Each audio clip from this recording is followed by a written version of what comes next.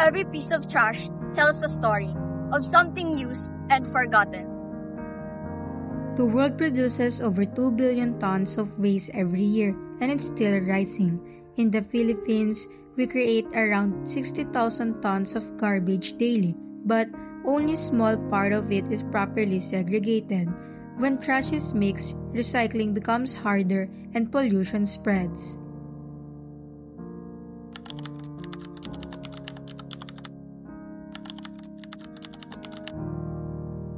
Important yung proper way natin ng pagsesegregate para makatulong tayo sa environment. Importante po yung pagsesegregate ng mga basura, katulad po yung may nabubulok, di ba? May nabubulok, may hindi nabubulok, lalo na yung mga plastic, yun po nagkakos ng baha pagpapunta ng drainage. Yun po. Actually, proper waste segregation is very important since siya yung pinakaunang aspect dun sa solid waste management. So, walang mangyayaring solid waste management kung wala si segregation at source. Sa akin, lahat naman kung may mga ganyang machine, lahat naman makakatulong kasi lahat naman dito, hindi no machine dito, lahat nakakatulong. Innovation is napakalaking tulong since through this, kung hindi man mag-segregate ng maayos o hindi man magtapon yung mga sources ng basura doon sa tamang tapunan, at least yung technology nyo is madadala na yung kung ano yung type ng basura na yan doon sa dapat nakalagay. Our proposal is the automated segregation bin, a smart bin that uses sensors to detect what kind of waste you throw. It automatically sorts trash into the right section: plastic, paper, or biodegradable.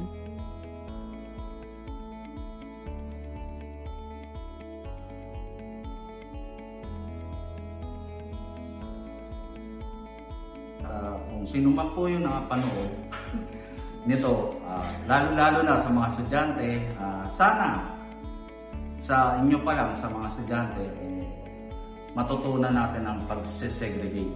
Hindi lang sa labas, pwede rin sa loob ng bahay. Sa loob ng bahay pa lang, matuto na kayo mag-segregate para pag tinapon natin sa basura, hindi siya halo-halo.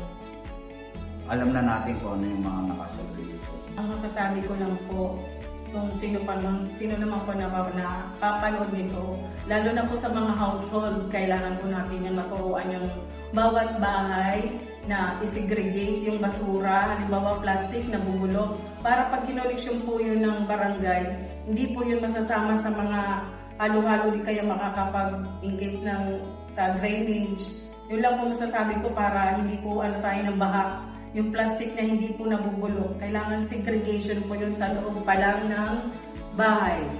Kaya nga sabi nga, ang pera nasa basura. Yun, di ba? Kaya yung sasabi, yan, basura ka, basura nandyan, pero pera din ang ginagawa.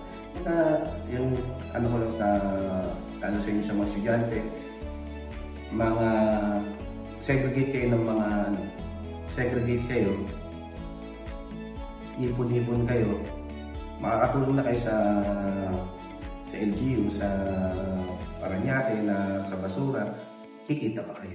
Na sana kayo, lalo na sa mga students, since puro mga students yung mga makakarinig na doon, diba?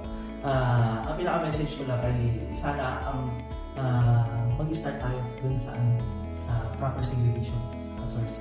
Yun lang. Tsaka lagi natin isa puso yung leaders. Every trash tells a story. Let's make ours ends with a cleaner, greener world.